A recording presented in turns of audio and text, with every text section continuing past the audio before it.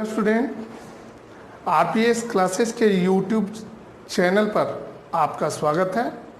आज हम class 11th के second chapter structure of atom में ऑर्बिट या सेल, सबसेल और ऑर्बिटल्स और बोर-ब्यूरी योजना के बारे में, स्कीम के बारे में अध्ययन करेंगे। तो सबसे पहले हम देखते हैं सेल या ऑर्बिट। आप जानते हैं कि एटम के न्यूक्लियस के चारों ओर उपस्थित वृत्ताकार पथों को, जिसमें इलेक्ट्रॉन चक्कर लगाते हैं, इन पथों को जो है ऑर्बिट या सेल कहा जाता है। इसे K L M N O P Q या 1 2 3 4 5 के द्वारा डिनोट किया जाता है। सेल, सबसे पहले हम देखते हैं कि सेल है क्या या ऑर्बिट। ये न्यूक्लियस है। न्यूक्लियस के चारों ओर जो है एक सर्कुलर पाथ होता है। इन सर्कुलर पाथ में इलेक्ट्रॉन जो है चक्कर लगाते हैं। इनको जो है ऑर्बिट या सबसेल, ऑर्बिट या सेल कहा जाता है। 3 4 5 6 7 8 इसको क्या कहा जाएगा? ऑर्बिट कहा जाएगा। ऑर्बिट को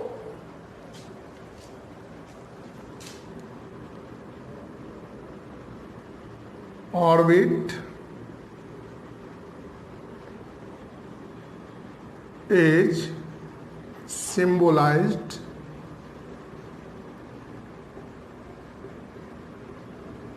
by K L M N O P या 1 2 3 4 5 6 के द्वारा सूचित किया जाता है। अब हम देखते हैं इसे एक तीसरे तरीके से भी सूचित किया जाता है, सिम्बोलाइज किया जाता है, क्योंकि इसको ऊर्जा स्तर भी कहा जाता है। इसको जो है एक तीसरा तरीका भी है, उसके द्वारा सिम्बोलाइज किया जाता है। E1 E2 E3 यानी energy level 1, energy level 2, energy level 3, ऊर्जा स्तर 1, ऊर्जा स्तर 2, ऊर्जा स्तर 3। अब हम देखते हैं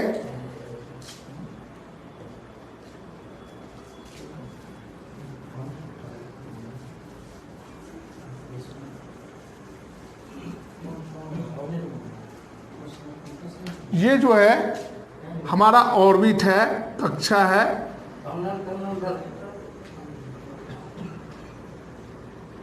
के एल एम एन ओ, और ये जो है ऑर्बिट नंबर है या सेल नंबर कहिए,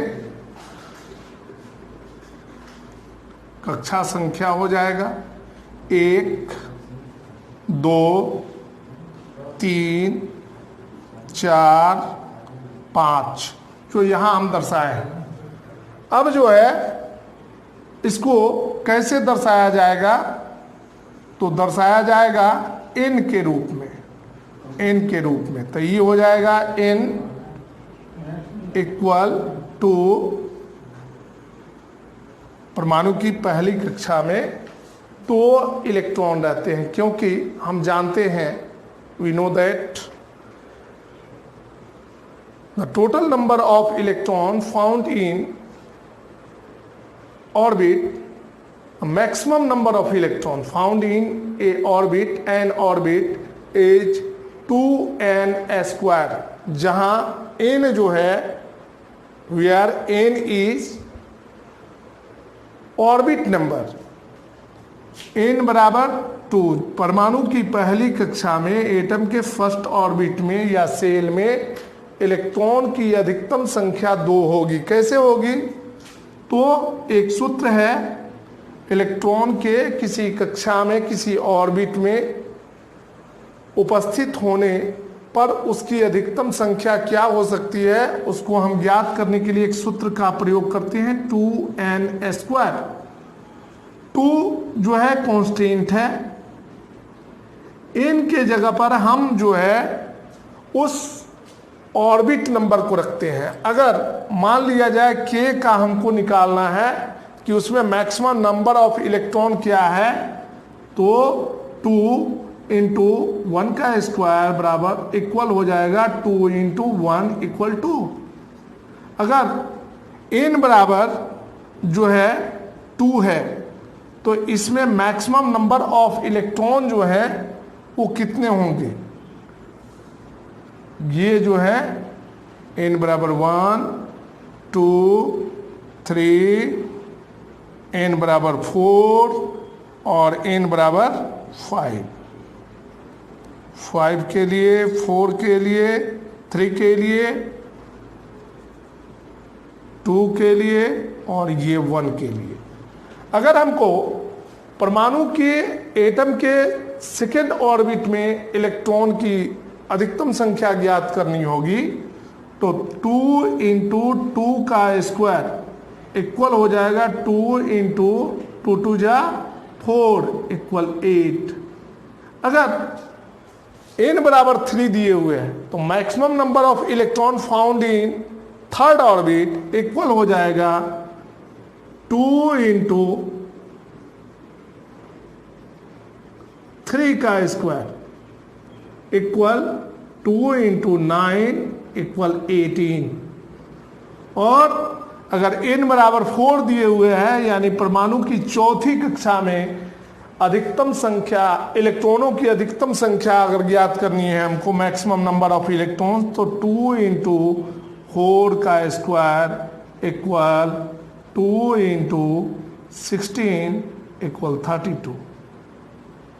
तो परमाणु की पहली कक्षा में फर्स्ट ऑर्बिट में मैक्सिमम नंबर ऑफ इलेक्ट्रॉन जो होगा 2 होगा, सेकेंड ऑर्बिट में मैक्सिमम नंबर ऑफ इलेक्ट्रॉन 8 होगा, थर्ड ऑर्बिट में मैक्सिमम नंबर ऑफ इलेक्ट्रॉन जो है 18 हो सकता है।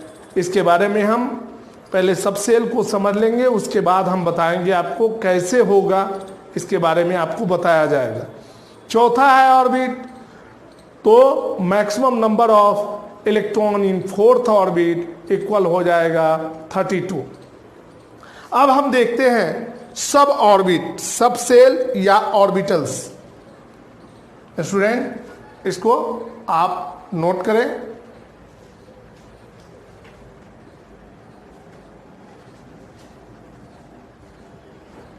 अच्छा, सब सेल और ऑर्बिटल्स, इसको हिंदी में उपकक्षा कहा जाता है। ऐसे इसको समझते हैं, किसी ऑर्बिट का वह स्थान, वह प्लेस जहां इलेक्ट्रॉन पाए जाने की संभावना सबसे अधिक होती है, उसको ऑर्बिटल या सबसेल कहा जाता है। क्या कहा जाता है? किसी ऑर्बिट का वह स्थान जहां इलेक्ट्रॉन पाए जाने की संभावना सर्वाधिक होती है, उसको उपकक्षा या ऑर्बिटल या सबसेल कहा जाता है। अब देखते हैं, ये जो ऑर्बिटल्स है ये 4 होते हैं। एस, इसको सिंबलाइज किया गया है स्मॉल लेटर से S, P, D and F. अब ये ऑर्बिट है यानी कक्षा है, और ये ऑर्बिटल्स है या सबसेल है, और मैक्सिमम नंबर ऑफ इलेक्ट्रॉन है। Number of electron. इसको देखते हैं। ऑर्बिट है हमारा, फर्स्ट ऑर्बिट के है। के में सिर्फ एक ऑर्बिटल्स पाया जाता है एस। चूंकि परमाणु की पहली कक्षा एटम के फर्स्ट ऑर्बिट में मैक्सिमम नंबर ऑफ इलेक्ट्रॉन जो होता है 2 होता है। तो sir maximum number of electron 2 होगा, क्योंकि एस ऑर्बिटल में 2 इलेक्ट्रॉन ही रखने की क्षमता होती है। इसको ऐसे समझ सकते हैं डाटा के माध्यम से, चित्र के माध्यम से। ये हमारा एस ऑर्बिटल है, तो इसमें जो इलेक्ट्रॉन होगा एक क्लॉकवाइज होगा और दूसरा एंटी क्लॉकवाइज होगा। इससे ज़्यादा इलेक्ट्रॉन इसमें नहीं रह सकता है। मतलब इस ऑर्बिटल की जो खाने की क्षमता है, के का एक बेटा है एस, और इसके खाने की क्षमता 2 रोटी है। एल के 2 बेटे हैं एस और पी।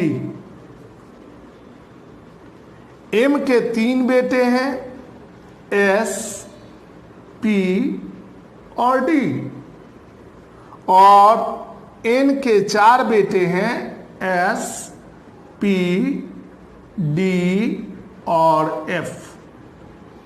ये सभी ऑर्बिटल्स हैं। तो जितने भी एस ऑर्बिटल्स हैं उसमें मैक्सिमम नंबर जो होगा वह 2 होगा। 2 से ज़्यादा इलेक्ट्रॉन ये नहीं रख सकता है। जितने भी पी ऑर्बिटल्स हैं उसमें मैक्सिमम नंबर ऑफ इलेक्ट्रॉन जो होगा वह 6 होगा। 6 से ज़्यादा इलेक्ट्रॉन ये नहीं रख सकता है। और जो डी ऑर्बिटल है इसमें मैक्सिमम नंबर ऑफ इलेक्ट्रॉन जो है ये 10 होता है, और एफ में मैक्सिमम नंबर ऑफ इलेक्ट्रॉन जो है ये 14 होता है। मतलब एस ऑर्बिटल चाहे जहां हो, पहली कक्षा में हो तो फर्स्ट एस 1s, दूसरी कक्षा में है तो 2s, तीसरी कक्षा में है तो 3s, चौथी कक्षा में है तो 4s। इसमें इलेक्ट्रॉन 2 से ज़्यादा नहीं रहेंगे। चूंकि के में सिर्फ एक उपकक्षा यानी ऑर्बिटल पाया जाता है एस, के का एक बेटा है, एल के 2 बेटे हैं, तो इसमें 2, दूसरे में 6 2, 2 + 6 = 8, तीसरे में 3 है तो ये 2 रोटी खाएगा, दूसरा 6 रोटी खाएगा, और तीसरा जो है थोड़ा सा ज़्यादा खाने वाला है 10 रोटी खाएगा, बराबर कितना 18। और जो चौथा ऑर्बिट है एन, इसके 4 बेटे हैं। तो पहला बेटा जो है इस सब का पहला बेटा 2 ही रोटी खाएगा, दूसरा 6 ही खाएगा, तीसरा जो है 10 खाएगा, और चौथा जो है 14 खाएगा। इस प्रकार परमाणु की चौथी कक्षा में मैक्सिमम नंबर ऑफ इलेक्ट्रॉन जो है 32 हो सकते हैं। इसके बारे में अभी इसके बाद हम आपको बतलाएंगे। तो इस प्रकार जो है ऑर्बिटल को बांटा गया।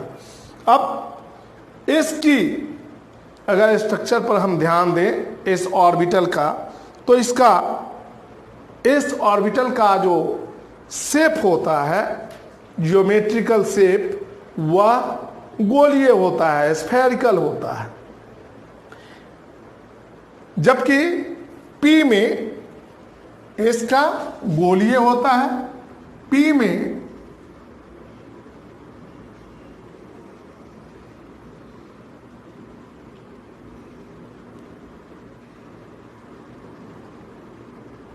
जो पी ऑर्बिटल है वे 3 प्रकार के होते हैं, px, py और pz। 2 इलेक्ट्रॉन, एक क्लॉकवाइज एक एंटी क्लॉकवाइज। क्योंकि ये अगर ऐसे नहीं रहेंगे, अगर इस स्थिति में नहीं रहेंगे तो इलेक्ट्रॉन का जो स्पिन है वह गड़बड़ हो जाएगा, चक्रण गड़बड़ा जाएगा। और डी में जो है इसकी आकृति डंबल के समान होती है, डमरू के समान। डी में 5 इलेक्ट्रॉन 5 ऑर्बिटल्स पाए जाते हैं। 1 2 3 4 और 5। एक है dx dy dx square minus Y square dz square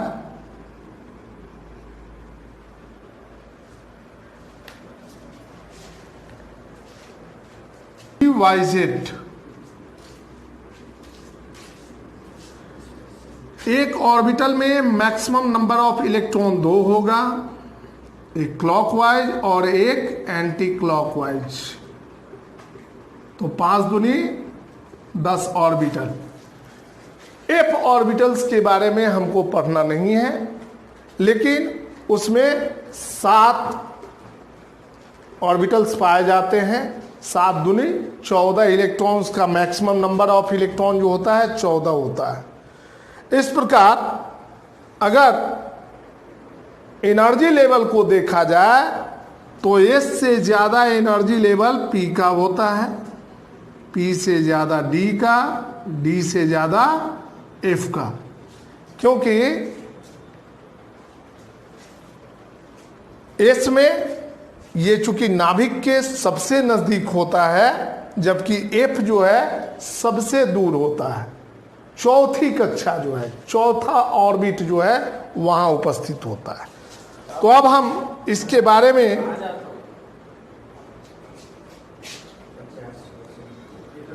अब हम लोग देखते हैं बोर-ब्यूरी स्कीम।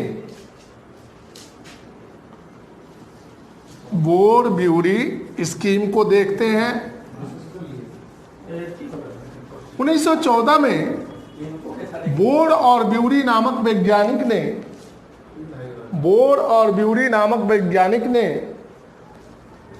एक सिद्धांत का प्रतिपादन किया था, जिस सिद्धांत के अनुसार किसी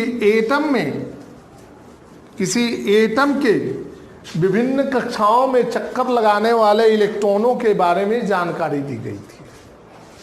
चूंकि बोर और ब्यूरी दोनों वैज्ञानिकों ने मिलकर इस योजना को तैयार किया था, इसलिए इस योजना का नाम जो था बोर-ब्यूरी योजना के नाम से जाना जाता है।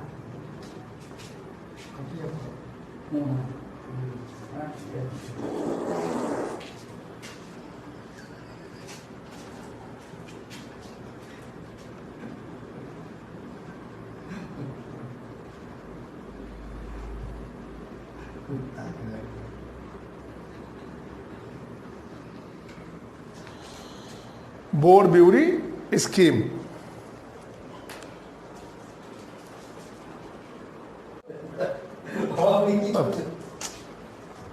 बोर-ब्यूरी स्कीम, इस स्कीम के द्वारा चक्कर लगाने वाले, विभिन्न कक्षाओं में चक्कर लगाने वाले इलेक्ट्रॉनों के बारे में जानकारी दी गई। बताया गया कि पहला स्कीम का जो पहला नियम था वह बताया गया कि किसी भी परमाणु के किसी कक्षा में इलेक्ट्रॉनों की अधिकतम संख्या 2n² होगी, यानी maximum number of electrons found in orbit is 2n²। दूसरी बात बताई गई कि परमाणु की अंतिम कक्षा में last orbit of an atom found in maximum number of electron is 8 से ज़्यादा उसके अंतिम कक्षा में इलेक्ट्रॉन नहीं हो सकते हैं, चाहे उसकी कक्षा संख्या कुछ भी हो, उसमें 8 से ज़्यादा इलेक्ट्रॉन नहीं हो सकते हैं। परमाणु की तीसरी कक्षा में 18 इलेक्ट्रॉन तभी उपस्थित होंगे जब परमाणु की चौथी कक्षा में इलेक्ट्रॉन उपस्थित हो।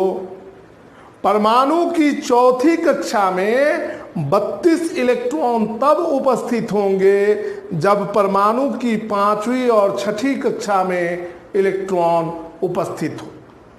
इस प्रकार बोर और ब्यूरी ने मिलकर इस योजना को प्रतिपादित किया और इस योजना के बाद जो है इलेक्ट्रॉन की स्थिति के बारे में बेहतर जानकारी वैज्ञानिकों को और अन्य लोगों को प्राप्त होने लगी। स्टूडेंट, अगर आपको यह वीडियो अच्छा लगे तो आप इसे लाइक करें, शेयर करें, सब्सक्राइब करें। धन्यवाद।